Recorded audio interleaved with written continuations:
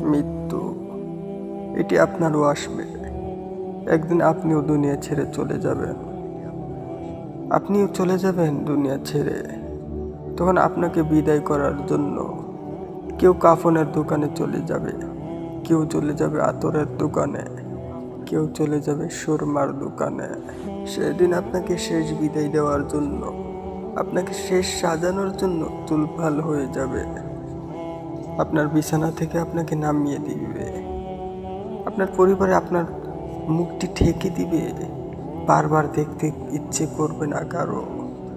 কেউ দেখতে চাইলে তারপর দেখাবে, তারপর আবার ঢেকে দিবে তোমার মুখ। আরেকবার আপনার পরিবারে আপনার কবর খোঁড়ার জন্য গ্রামের লোক পাঠিয়ে দিবে কবরস্থানে।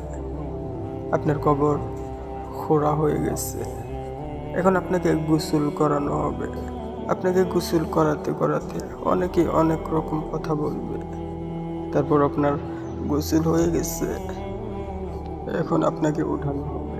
এটি আপনার শেষ সফর, এটি আপনার শেষ বিদায়।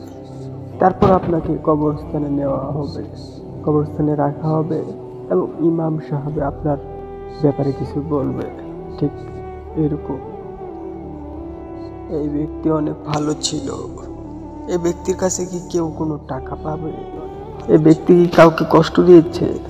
এই ব্যক্তি কি জীবিত থাকা অবস্থায় কারো কাছ থেকে কোনো ধরনের টাকা পয়সা নিয়েছিল যা সে পরিশোধ করতে পারে নাই?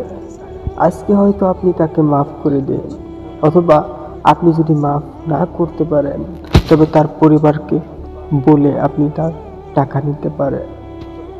এই কথা বলে ইমাম সাহেব বলবে, জানাজার নিয়ত করুন। তারপর আপনার জানাজার নামাজ শেষ। এখন আপনাকে কবরস্থানে, কবরের ভিতরে রাখা হবে।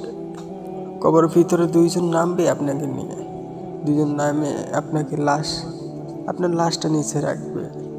তারপর মাটি দিয়ে সবাই চলে আসবে। আপনার জীবন কাহিনী আজ থেকে শেষ।